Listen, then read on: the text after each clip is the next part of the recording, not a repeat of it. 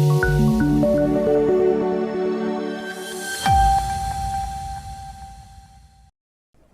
ભાજપના પ્રમુખ અને કેન્દ્રીય મંત્રી સી.આર. પાટીલે તાજેતરમાં જમ્મુ અને કાશ્મીર વિધાનસભામાં કલમ 370 પુનઃસ્થાપિત કરવાની માંગણી કરતા ઠરાવના વિરોધમાં કોંગ્રેસ અને નેશનલ કોન્ફરન્સ એટલે કે એનસી પર આકરા પ્રહારો કર્યા છે. પાટીલે જણાવ્યું કે કોંગ્રેસ અને એનસીની આ કાર્યવાહી બંધારણ વિરુદ્ધ છે. જમ્મુ અને કાશ્મીર વિધાનસભામાં આ ઠરાવ પસાર થવા સાથે જ તેમણે કાશ્મીરના વિકાસને અવરોધવાનો પ્રયાસ કર્યો છે. તેમણે વધુમાં જણાવ્યું કે આ ઠરાવને સમર્થન આપીને કોંગ્રેસે ફરી એકવાર સાબિત કર્યું છે કે તેઓ બંધારણના રક્ષક નથી.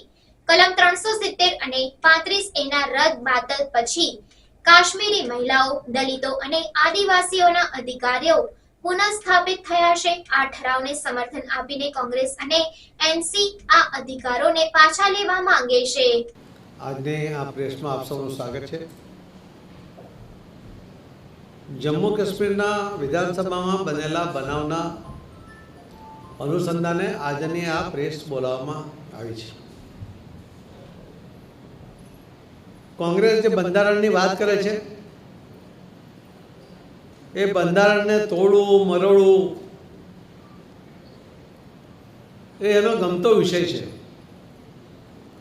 અને નેશનલ કોન્ફરન્સ એમણે પહેલી વાર વિધાનસભામાં બંધારણના આધારે મુખ્યમંત્રી અને મંત્રીઓએ શપથ લીધા અને વિધાનસભામાં પહેલું કામ એ જ બંધારણના લીધેલા નિર્ણય, બંધારણના આધારે સંસદમાં લીધેલા નિર્ણયને તોડવાનો પ્રયત્ન કરી રહ્યા છે. અને કોંગ્રેસ જે એમના નેતા હાથમાં બંધારણની કોપી લઈને ફરે છે એ એમને નેશનલ કોન્ફરન્સને સપોર્ટ કરે છે. 370ની કલમ રદ કરવા માટે અને 35Aની કલમ રદ કરતી વખતે સંસદમાં સંપૂર્ણ બહુમતી સાથે ખૂબ ચર્ચા વિચારણાને અંતે લેવાયેલા નિર્ણયને અવગણવાનો પ્રયત્ન કોંગ્રેસ અને એનસી બંને મળીને કરી રહ્યા છે. 370ની કલમ રદ થવાથી ફક્ત દેશમાં નહીં પરંતુ જમ્મુ કાશ્મીરના લોકોને પણ એમ લાગે છે કે કાશ્મીરમાં એમને ખરા અર્થમાં સ્વતંત્રતા મળી છે. 370ની કલમ હોવાને કારણે દીકરીઓ જો અન્ય જગ્યાએ લગ્ન કરે તો એમને પ્રોપર્ટીમાંથી, પિતાના પ્રોપર્ટીમાંથી એમને જે ભાગ મળવો જોઈએ, એમને જે હિસ્સો મળવો જોઈએ એ મળતો નહોતો. દલિત સમાજ અને આદિવાસી સમાજના જે ભાઈ બહેનો જે જમ્મુ કાશ્મીરમાં છે એમને પણ કોઈ રિઝર્વેશનનો લાભ મળતો નહોતો. એમના અધિકાર છીનવી લેવામાં આવ્યા હતા. 370ની કલમ રદ કરવાને કારણે આદિવાસી સમાજ હશે, લઘુમતી સમાજ, દલિત સમાજ કે બહેનો, આ દરેકને પોતાના અધિકારો પ્રાપ્ત થયા છે કે જે આ દેશમાં જે અધિકારો છે એ દરેકને મળવા જોઈએ. જે કાશ્મીરને મળતા નહોતા એમને કાશ્મીરના લોકોને પણ મળતા થયા છે. 370ની કલમ રદ કર્યા પછી તમે જોયું હશે કે આતંકવાદી હુમલાઓમાં પણ લગભગ 70%નો ઘટાડો થયો છે કે ત્યાંના લોકોને પણ હવે મુક્તિ મળવાને કારણે એ પણ ખુલીને બહાર આવતા થયા છે. અને આતંકવાદને બદલે એ દેશના વિકાસમાં સાથે જોડાઈને એ આગળ વધવા માંગે છે.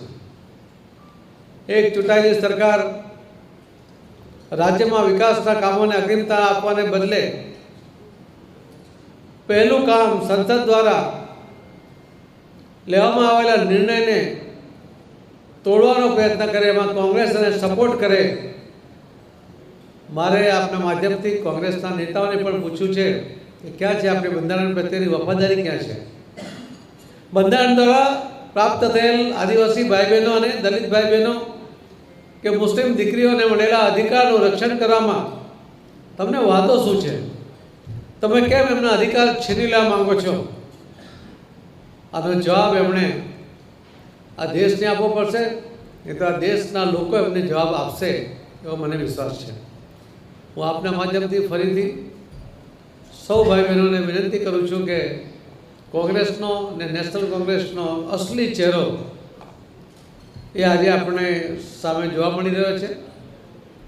પરંતુ એમના ગમે એટલા ધમપછાડા હશે, ગમે એટલા પ્રયત્ન હશે, ગમે એટલી એમની મેલી મુરાદ હશે, પરંતુ એ પૂરી થવાની નથી. 370ની કલમ જે રદ થઈ છે, જેને સુપ્રીમ કોર્ટે પણ માન્યતા આપી છે, એ ચોક્કસપણે એ રહેશે અને કોઈ હટાવી નહીં શકે, એનો પણ આપણે હું વિશ્વાસ આપું છું. ધન્યવાદ.